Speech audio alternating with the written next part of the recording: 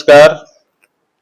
ज्योतिष पाठशाला में आप सबों का बहुत बहुत स्वागत है, हार्दिक अभिनंदन है।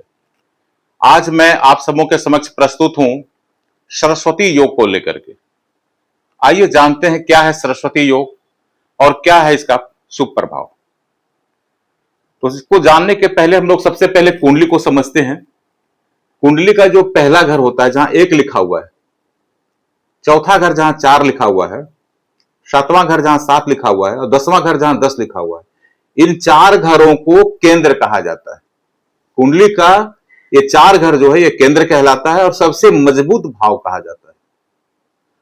और पहला घर जो हो गया और ये 5वां घर और ये 9वां घर, अगर हम तीनों को मिलाएंगे तो देखेंगे एक त्रिभुज बन रहा है, एक ट्रायंगल की रचना हो रही है।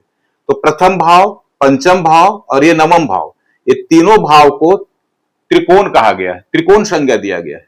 तो केंद्र का भाव और ये त्रिकोण का भाव बहुत ही महत्वपूर्ण होता है। अब आइए जानते हैं सरस्वती योग।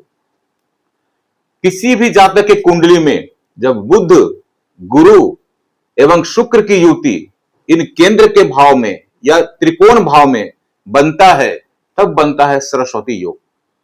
बुध को हम लोग बुद्धि का कारक, गुरु को हम लोग ज्ञान का कारक और शुक्र को हम लोग कला का कारक कहते हैं। अब ये तीनों ग्रह जब एक साथ इकट्ठा हो जाएंगे और वो भी ये 4 भाव केंद्र भाव में या ये त्रिकोण भाव में, अगर इन भावों में ये अवस्थित हो जाएंगे तो बनेगा सरस्वती योग। और फिलहाल देखेंगे 29 मई से बुध जो है मिथुन राशि में प्रवेश करने जा रहे हैं।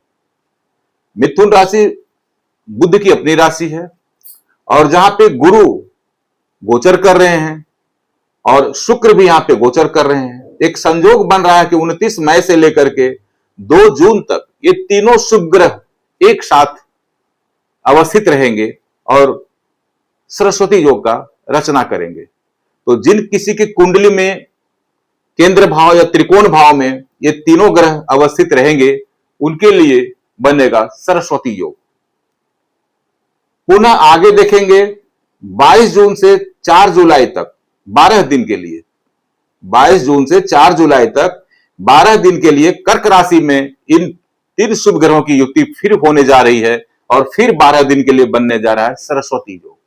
अब आप देखेंगे कि जिस किसी के कुंडली में केंद्र भाव में या त्रिकोण भाव में ये 3 ग्रह बुध, गुरु और शुक्र अवस्थित हैं या बैठे हुए हैं, उनके लिए बनता है सरस्वती योग।